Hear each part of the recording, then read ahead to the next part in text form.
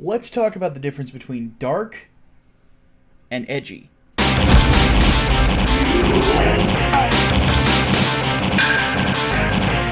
Hey there guys, Micah Curtis here, your favorite vanilla gorilla, former video game journalist, current comic book writer, and before we even get started with anything, let me just say right now, Merry Christmas.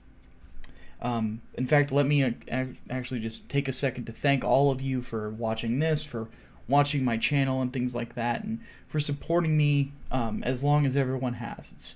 It's been pretty awesome, and just a quick update when it comes to Englewood, we are coming along pretty well, but I am not going to be spoiling the color work on the most recent pages. I can't do it. It's a 2-page spread of a head kick that looks beautiful, and I'm gonna just leave it at that. But needless to say, we were able to get over the 500 backer number, and I couldn't be happier, seriously. But I wanted to talk today about something very brief, is the difference between being dark and being edgy. So, dark stories are something that I am a big fan of. You look at some of the things I love videos that I have done. You've got one on Berserk, you've got one on Devilman, so on and so forth. And one thing that I have oftentimes criticized is that some stories had this tendency to try to be edgy, to try to be something that consistently pushes the envelope. And let me just say that I have a personal distaste for things that can be overly edgy, but I can understand and relate to them and kind of enjoy them, but more in an ironic sense.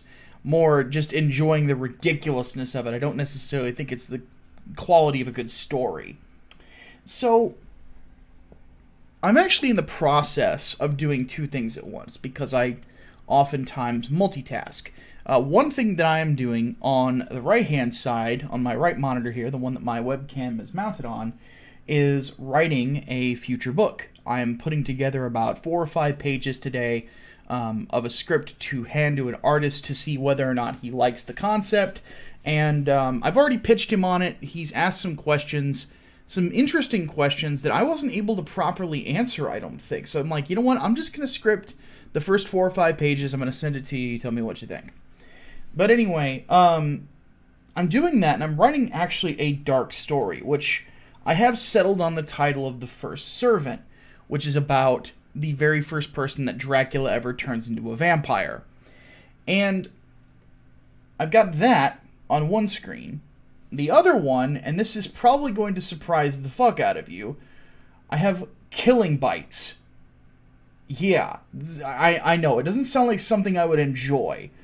And I don't really think that I am enjoying it, to be honest with you. And the reason for that is because it's edgy. It's very edgy. One thing that I have noticed in reading through it has been that just about every single character has been abused or something along those lines. There's blood and guts everywhere, not that I mind that. Nudity, so on and so forth. It is meant to push the envelope, and push the envelope constantly. Whenever it comes to blood, whenever it comes to sexuality, so on and so forth. It's constantly pushing, pushing, pushing. And pushing just to push. Not really with any sort of real purpose. There's not really a need for a story about a fighting tournament between, well, people who can turn into animals, or some furry-esque in-between. There's no reason for that to have a nudity in it, really. And to have necessarily that much blood and guts to an excess amount, to the point where it's actually kind of getting closer to something like Berserk or Devilman or something along those lines. It really just seems to be there to be there. That is what edgy is. It constantly tries to up the ante on everything by adding more crazy content, but without really much purpose to it. Why on earth do we need to have just about every character come from an abusive household, or be a psychopath or a sociopath, and so on and so forth? Why do they all have to be that way? Why can't some of them have a different sort of response to something or something else. It's very odd that a girl that's part honey badger living on the streets as a child is the most normal backstory. That I don't understand. I think that the problem with edgy storytelling is there's really not much of a need to do half the things you do. You do it because you can. And I am all for creative freedom. I think that again, I'm not saying this book shouldn't exist or anything like that. I'm just simply saying that it's going overboard. But that is something that is the quality of a good storyteller, is knowing when to pull the reins in a little bit. You don't need to always have a book that is just gore and boobs. Nothing wrong with it existing, but I think that you limit yourself as a storyteller and, in a sense, limit your creativity by toning something like that up, I guess would be the best way that I could put it.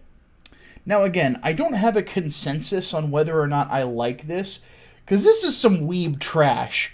But on the flip side, I am of the opinion that